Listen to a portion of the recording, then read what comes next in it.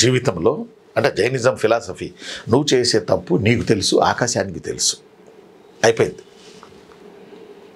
ఎందుకంటే నువ్వు ఎటు వెళ్తాడు ఆకాశం వస్తుంది. నువ్వు చెప్పకపోయినా ఆకాశం దగ్గర మొత్తం సర్టిఫికెట్స్ ఉంటాయి, కాండిడేట్ సర్టిఫికెట్స్ అని చెప్తుంది జైనిజం.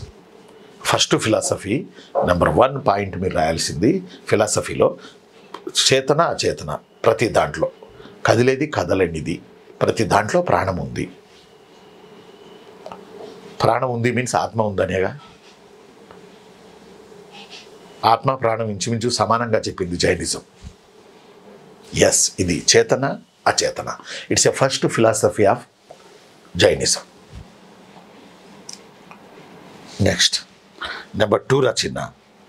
నెంబర్ 2 జనన మరణాలకు కారణం కర్మ. సెకండ్ వన్ కర్మ, కర్మ థియరీ. కర్మ అని మనం అంటాం, కర్మ సిద్ధాంతం. ఈ జన్మలో కోరికలు తీరకపోతే వచ్చే జన్మలో ఖచ్చితంగా పుడతారు అని చెప్పేది జైనిజం. జైనిజం ఫుల్ సపోర్ట్ ఇచ్చింది కర్మ సిద్ధాంతం. అర్థమైందా నాన్న? ఫుల్ ఇంపార్టెన్స్ ఇచ్చింది కర్మ సిద్ధాంతం.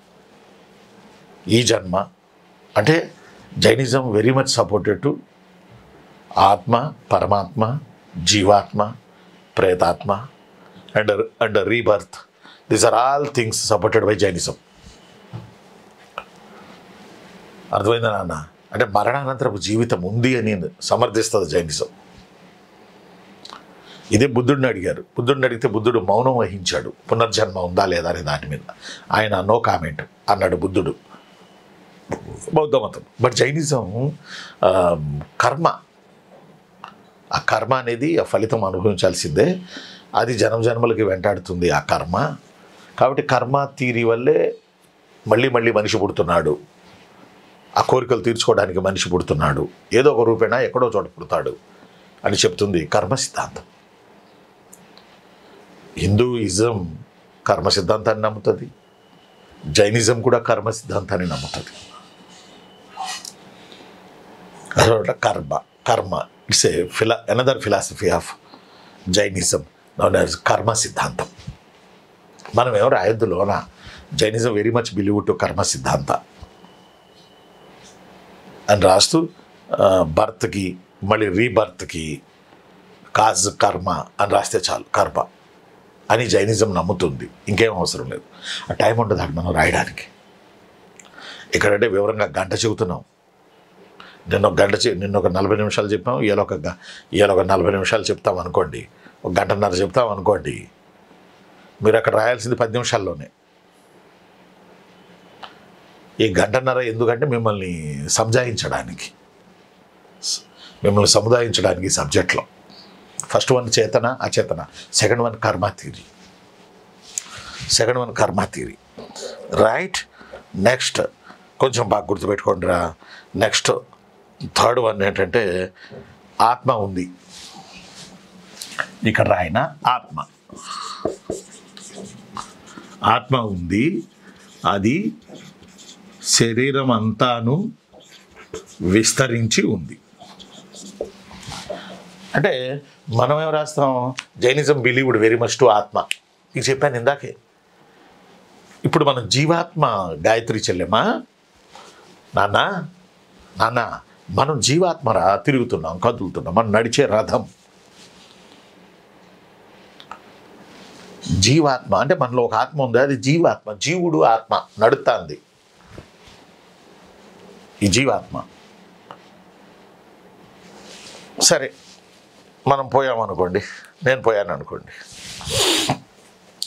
జీవాత్మ ఏమైంది? ఆత్మ అవుతుంది. మొన్న నేను చెప్పాను ఆత్మ అయింది. ఈ ఆత్మ ఈ కర్మ అనే ఈ కోరికలు తీరకపోవడం, ఈ జన్మలో పూర్తి పరిపూర్ణత రాకపోవడం, ఈ కర్మ అనేది ఈ కోరికలు, ఈ కారణాలు కాకపోతే ఈ ఆత్మ ఏం చేసింది? ఇవన్నీ లేకపోతే ప్రశాంతంగా ఆత్మ దేవుళ్ళు కలిసిపోయింది. ఎవరో దేవుడు, పరమాత్మ అంటాం మనం. ఈ జన్మలో ఇక్కడ కోరికలు తీరకపోతే ఆత్మ పరమాత్మలో కలవదు, ప్రేతాత్మ అవుతుంది. అదే దయ్యం అంటాం మనం, ప్రేతాత్మ అవుతుంది. అర్థమైందనన్నా అంటే ఇక్కడ జైనిజం ఏమంటుందంటే వెరీ మచ్ బిలీవ్డ్ టు ఆత్మ. ఇది ఎలా చెప్పాలంటే మీకు ఇప్పుడు సెల్ ఫోన్ ఉంది కదరా సంధ్యమ్మ, మస్తానోలి సాబ్, దుర్గారావు గారు,